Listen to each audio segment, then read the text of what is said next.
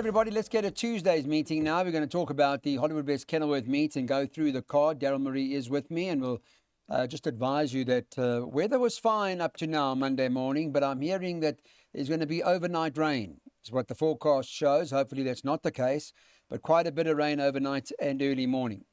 You guys will know by race time if that is the case. Let's get straight to the market and tell you about the first, which is a maiden juvenile plate over 1,200 metres. There only 11 of them at go now because the 12 horse has been taken out. That's not running. Bipots and Greg Enyan's horses shortened. Number 7, Another Hero, from 4-1 to 3-1. Corne Offer is riding it. 3, Rust Never Sleeps, 4-1. Number 5, Saratoga Sunrise is trading at 5. There's been money for that from the Dean Cannon stable that Craig Zaki's riding, shortened from 7-1 to 5-1. And also a bit of money for number 8, Blackbird, who shortened in from 6s to 5. 6-1 the 9, Mighty Maximus. And then you can get 8-1 the 11, Disco Jet. And One Time of Our Lives trades at 10-1. Money for 2 horses, Daryl. Another Hero, Saratoga Sunrise. I like those two. Morning, Clyde. Morning. Now, Another Hero. Remember, we only need the first race runner home, Clyde, and there's quite a few first-timers. And yeah, take note of the betting closer to race time. Canter past, if you're wanting to have a bet, the market speeds volumes when it comes to first-timers. But of the race runners, number 7, Another Hero, have a look who he's running behind in his last 2 starts. The Cullinan. Cullinan ran a cracking place in the Somerset behind Catwalk King. Aqua Caliday, he had all the form behind him. So he's knocking loudly, and he's certainly going to get it right soon.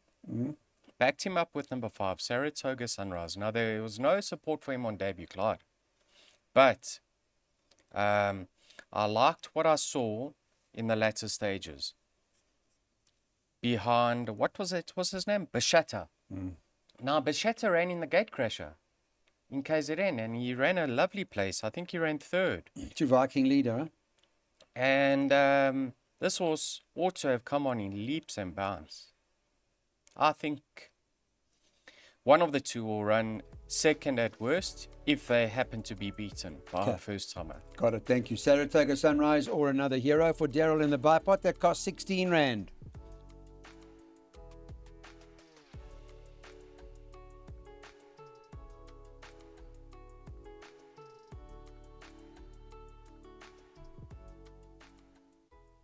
Okay, guys, let's get to race number 2 now and see what the story is. The second race on the card, this is, if you don't know, it's a maiden juvenile plate over 1,200 metres, and there are 12 of them that go to the gate. Let's bring up the betting. Let me pull that up for you and see what the story is regarding the second race market. On the Monday morning, they got Catch Me favourite at trading at 7-2 or thereabouts. Number 8 on the card, Gunner Galactico, 5-1. 4 Edictal Citations, 11-2. And then you can get 7 or 8-1 and better about the balance. Yeah, JP's on the source for Justin Snaith. Catch Me, top of the boards at the moment. Things didn't really work out that great on Sunday for JP, did it? With our horse to be backed. I just wished he held his position and didn't allow Fortune. No, Andrew Fortune was too smart. Too good, eh? He went to the front, slowed it down. He was too clever. Anyway, Clyde. Too clever for that. We live to fight another day. End of the day, you've got to take your hat off to Andrew Fortune. Love him or hate him. He outrode them in that race. No question about it. Okay, what are we doing here? Let's hope all good. There's so many first-timers over here, Clyde. So once again, I'll repeat myself. If you're wanting to have a bet on the nose, just follow the market closer to race time. The race runners don't bring the strongest form into this race, so I wouldn't be surprised if a first-timer happened to win. But with regards to the PA and the bipod, number 2 stands out over here. Now, Catch Me, have a look at the good improvements he showed from run 1 to run 2. He was making his debut, and he finished just alongside Havoc, right?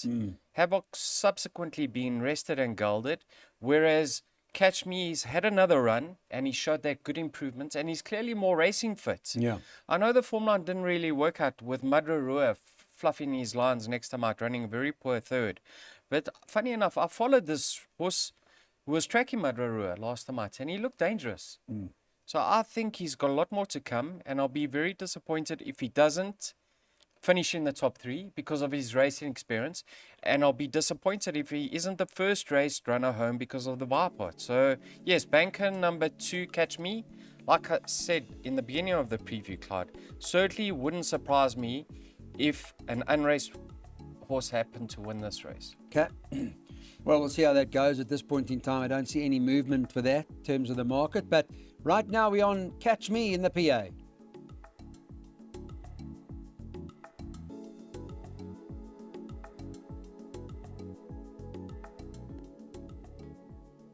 Let's get into our next, the third, and this is a maiden juvenile plate. We're going over 1,200 meters. 12 of them that go to the gate. Let's take a look at the betting. 2 Dream Trip, top of the boards, 5-2. Beat a little bit of money for it. Aldo de May riding that for the Candace Best stable. Second choice, the 5, Mary Cassatt's at 5-1. 6 Red Flag 5s at the moment. 11-2, the 11 Jacket Dandy. 9 Crack of Dawn is 6-1. 8-1 about the 1 Frosty Sovereign. Maybe a little bit of support for that, if anything. Keegan DeMello's ride for Paul Reeves, and they bet 10-1 and better about the balance. So, I guess a couple in here. Form 2 Margate. Saw Margate unfortunately get beat on Sunday, but from that form line, Fog in Finland come to win, didn't it?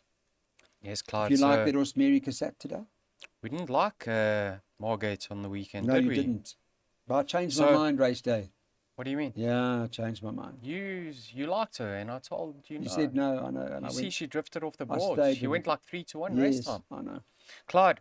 You were right. You were right. Now, have a look at who this filly's related to. Mary Cassatt. You know, she's a sister, a half-sister to Casimir, who was a multiple Grade 1 winner. I think he won the Cape Fly. He won the Mercury top class sprinter. And she is so well related. We expect her to build on that debut effort. So she, I think, comes into this race with a huge chance. I think she showed enough on debut to be very effective second time out. Then you've got number 2, Daydream. She's related to Clark Griswold, who's won 2 from 6 and looks like a very nice horse in the making. Showed very, very eye-catching finishing effort on debut. Over 1,000 meters. She's now been stepped up to 1,200, and Aldo takes hold of the reins now. Another one with a huge come-on look about her. So 2 and 5 happen to be my top 2 choices. All right. Then you just have to have respect for the other 2 lightly raced fillies, namely number 6, Red Flag, and number 11, Jack a Dandy. Now, Red Flag was ridden by Craig Zaki on debut, Clyde, but you can see who the ownership of Jack a Dandy is. So I think he's just remaining loyal to his sponsors, Volkerbuls Drift, and sticking with her. But she's a lovely filly. She's a half-sister to Feather Boa, Clyde. So one that forms part of my larger pick 6, tighter pick 6. I'm only going numbers 2 and 5. And then up at number 6, I'm worried about this form line, Clyde. Ruby Rex's form line. But the comments pre-race were very upbeat. And she stayed on smartly over 1,000 meters. She's going to appreciate the extra 200 meters, and it wouldn't shock me if she got it right in her second start. But like I said, Clyde, 2 and 5 are my top 2 selections. Obviously, 6 and 11 are there for backup. Yeah, the Ruby Rex form line hasn't worked out yet. Maybe it does here. Let's see. 2, 5, 6, 11. That perm will cost you, what is that, 202 Rand for 10%.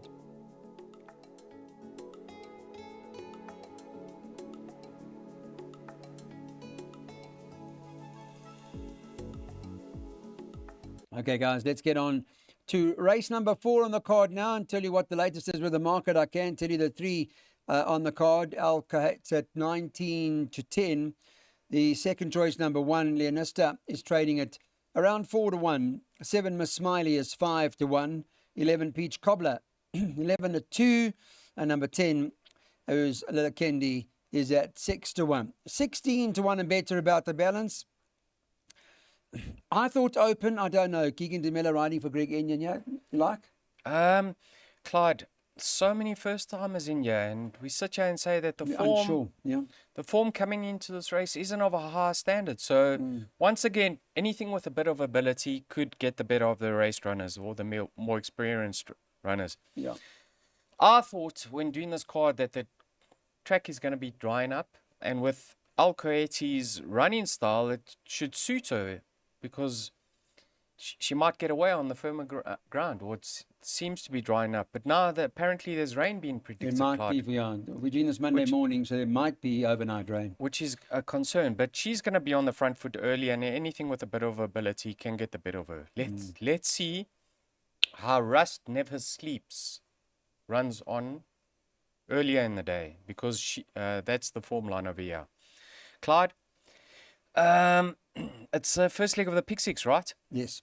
Like I said in the previous interview, I'm not a fan of the Ruby Rex form line, so I'm playing to beat number 7. Hence me only including numbers 3 and 11 over here in the Pick Six, because I got a preference for their form lines.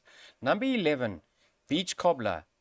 If you watch her replay, Clyde, in her second We're on the start. jackpot now, right? You said first leg of the Pick Six. Oh, sorry, it's the jackpot. So I've gone the entire field. Yeah. I've gone the entire field over here. Yeah. Because I don't know about the first timers. But number 11, Peach Cobbler, catches my eye of the race runners.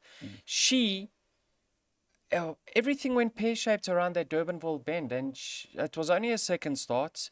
I liked what I saw in the latter stages. It's a pity that she's drawn out in the middle of the track, because we've seen in recent times you want to be middle inside up the Kenilworth Straight. Yeah. But yeah, she's had those 2 runs. I don't know what to say about the first timers, Clyde. There are comments in the front of the computer form, but there's 10 of them, and I can't read through all and of the them. market's not indicating anything either, so I don't know.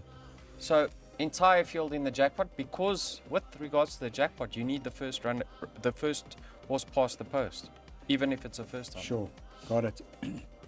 And we are banking that horse later on in the jackpot Cedar Point and in our Pick Sixes as well. We'll talk about that later.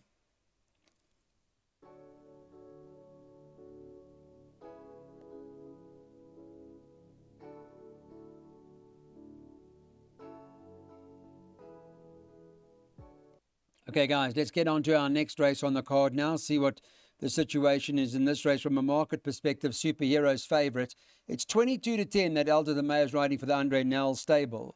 Number 4, Zanfin Morris, is at 22-10. So they're kind of joint favourites, the two of them. 3, Royal Influencer, is 3-1. Been a little bit of money for that. Justin Snaith's horse that JP's riding.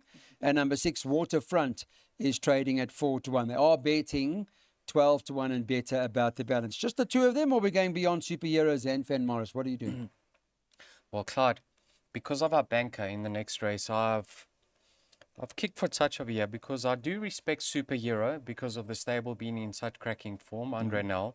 And I do respect Waterfront because he showed good improvements after that rest last time out. But I do have a preference for Zafan Morris and Royal Influencer. Now, Zafan Morris, Clyde, was rested and gelded. You know, he's extremely well related. He's a half-brother to Malmoose, who was a sensation over 10 furlongs or 2,000 meters. So, being by Vercingetorix, they started him out over 1,400. Then he didn't feature, so they put him away, gelded him, brought him back over 1,200. He was staying on beautifully. Now they're stepping him up to 1,500, which is going to suit him, and he'll go further in time to come. But it is his second run after rest, which is a concern for me. He's my first choice. And you know, Keegan DeMello has been riding a lot for Mr. Gujadar, Rakesh Sugalam and Lawrence Verners. He's got that connection. And surely he had the choice between Zafan Morris and Waterfront. I believe so. So I like the 4. I backed him up with the racing fit runner in Royal Influencer. Form lines hasn't fired up, but he's finishing thereabouts. And then number 2, Superhero, and number 5 or number 6, Waterfront, contested the same race last time out.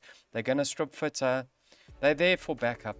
Tighter play, numbers 3 and 4. And if you're really, really keen on going for the kill, banker number 4, Zafan Morris over here, Clyde. I actually believe he's the right horse, and I think he's going to win his race. About second run after race. Yes, you know, Clyde, you know who beat him last time out? Was of the same ownership, the favourite. Right. So this horse has got the serious come on look about him.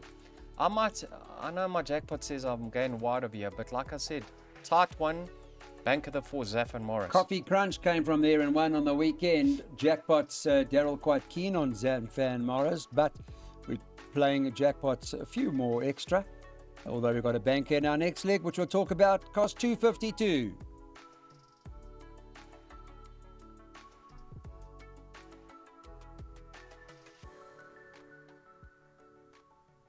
Okay, let's talk about Cedar Point now, because this is Daryl's banker. It's trading at 5-1 on Monday morning, and is the horse to beat in a race where they bet 5 Katsu 3-1, 4 Rockin' and Rolling 33-10, 2 Red Dawn 7-2, 7 Mutiny in Heaven 9-2, 5-1 Cedar Point, as you know, and the 8 Groove Jet is trading at 15-2. Then it's double figures about the others, 20-1, and better about the balance. So it's a C stakes. Over the miles, take out the one that's not running anymore. Tell us more about your banker. Andrew Fortune, your man. Yes, now let me just say that I don't think it's race over Clyde, but I'm a happy banker in him. I've got respect for Mutiny in Heaven. Now you can see he's clearly on the upgrade, isn't he, Clyde? I mean, since that rest, since being upped in trip, he's going about things in the right You're waiting manner. for Charlie Bucket to run, but form line dead. Not great. Although not bad, it ran a few That places. Master Coiner won from there indirectly. But straight away, you was second. Yeah, okay. So he's got a chance. Right. Let's talk about your horse. Rockin' and Rolling's got a chance. That was a nice return, but you can see he's so often rested. I don't know what the issue is over there. Leave it. Let's talk about your horse. Nah, your horse. Get to last the time point. out, Clyde. Get to the Cedar Point. Look at this horse's form since being gelded. Yeah. He's won. He ran a lovely third behind King's Quest, post maiden. Yes. He ran a lovely second behind Noonday Gun. Yeah, I see They that. pulled clear of the balance of the field, right? Yes. And there's been 2 winners from there, Klein Karoo and Prince of Tibet. Right. And then last time out, unfortunately, came out on the back foot, found himself coming into the straight last. And if you recall, Craig Zaki had a very smart race up front on blind dates. He controlled it up won front again. and he skipped. And this horse was on the back foot and he stayed on beautifully throughout the running of that race, Clyde. Andrew Fortune, he's not there to make mates, right? From stall gate number 5, he's going to put him in the race early. He's going to give him every chance. And I think this horse is actually better than his current rating. Michaela Michelle rode it last time. Yes, Right? Is that book just too far out of its ground because is a- of that all right. unlucky bump at the start. So But what's Fortune here to fix? Fortune will help us. Help us, Andrew. But you said in the beginning you weren't that, you like sort of ummed and awed. I'm At not happy 5 about to the 1. umming and awing. I'm not At talking 5 about to 1. Yeah, but you mustn't and awe. You must yes or no. Well, Yes. yes. Okay. See the point. We're going for it. Okay, let's get straight to the action now for our next race on the card. We're talking about race 7, where they've got favourite number 7 back, excuse me, in the fast lane, who's priced up at 5-2. Some interest in Craig Zaki's ride here for Justin Snaith. Number 9, Trip to Camelot, is trading at 28-10. 1 Baltzi Rossi is at 9-2. Number 3 Gold Index is 13-2. It's 10-1 about the balance of the runners here. Top of the boards, back in the fast lane, the horse to beat. Buried us last time. Yeah. Absolutely buried us. And look who beat him. Heavenly Prince. Yes. Buried us last time as well. Yeah, it hasn't been going according to plan, I must be honest. It hasn't really been going according to plan. But anyway, Anyway, Clyde. so leave that. I mean, this horse can win, can't he? I mean, he's got a chance. So does Trip to Camelot got a Camelot, yeah. chance. So does number 1, Balsi Rossi got a chance. Now, what's the story over there, Clyde? Because Richard's been riding Balsi Rossi his last 2 starts. And you can see he needed his first start. Running on smartly last time out and had a few excuses. He would have drawn 1, yet he's jumped ship to ride for Rob Barrett, who he won on last time Who out. doesn't want Number to 3. ride for Rob Barrett at the moment? Yeah, Who yeah. doesn't want to ride for Rob Barrett? The Absolutely. man's had, what, 5 runners and 4 winners? Or what's his Great. stat? Long Isn't it made like that? last. Something Clyde. like that? 5 runners, 4 Beautiful. winners? Beautiful. Gosh. Clyde. So he's got the draw on his side. And he's 2 kgs better off, if I'm not mistaken. So Balzi Rossi must go into the play. But have a look who Trip to Camelot is related to, Clyde. Do you know who that dam is? Just remind me That again. dam has got all the stain blood on her side. I mean, we're talking about Heroes Honor, who won the Derby. We're talking about Legend of Arthur, who won the Derby. We're talking about King Pels. So you can see as he's been stepped up, or as he's since he's been gelded, he's done nothing wrong. But now he's been stepped up to 1950. Surely that's going to be in his favor. I believe so, but he's by Trippy. Okay. Tricky race, Clyde. So looking for the There's ground. a few in with a chance of here. Even I know a horse who I'm not a fan of this form line. And he won an open maiden last time out. But this was Glenn Almond. I mean, he beat Master Quainer, who won his next start. And what can we say about Michelle Ricks? I'm kicking myself for what I did over the weekend for leaving out Beneath the Clouds. Yeah. Stallgate number 1. The stable's firing. We said from her last 10 runners, she's had now 4 winners. What are we doing leaving out yards with 4? What a chance again, Glen Almond. The second horse came and won again, didn't it? Master Quainer. So there we go. All right, Clyde. so we're putting them all in. 1, 3, 4, 7, 9 for Daryl in the first of the last double. The last race, we're going 3, 5, and 8.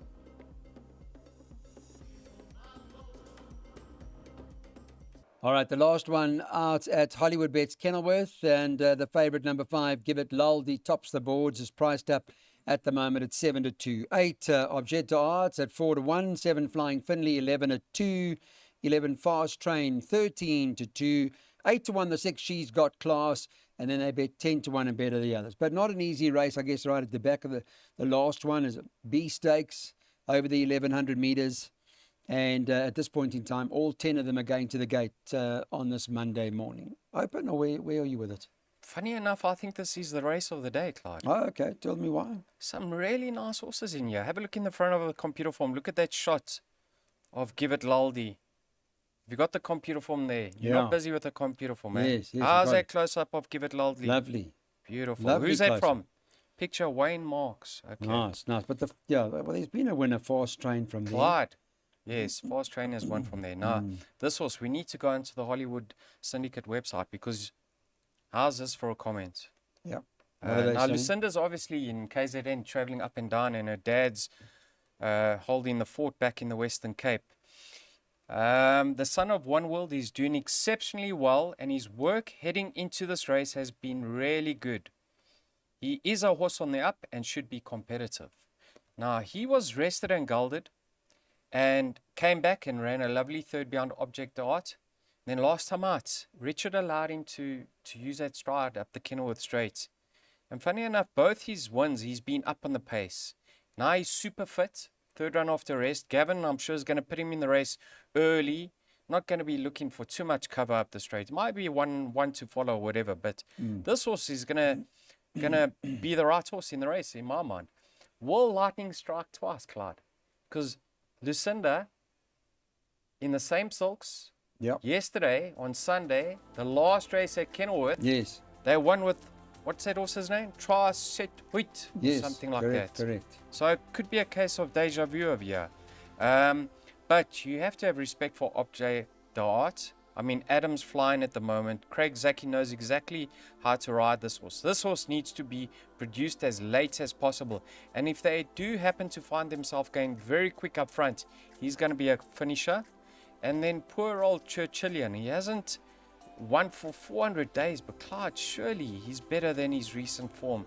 And take note, Aldo rode him last time out, and they've taken the blinkers off him. I don't know if Aldo suggested that, but he forms part of my exacta box. I've always rated this horse, and I really want to see him bounce back into the winner's enclosure. And if it's tomorrow, I'll be over the moon. So 3, 5, and 8. Exacta box. Thanks, Daryl. Thank you very much for your time. Much appreciated. That takes care of the Hollywood Bets Kenilworth show. And we look forward to joining you again when we go on Wednesday. Make a note that Wednesday we're back in Port Elizabeth.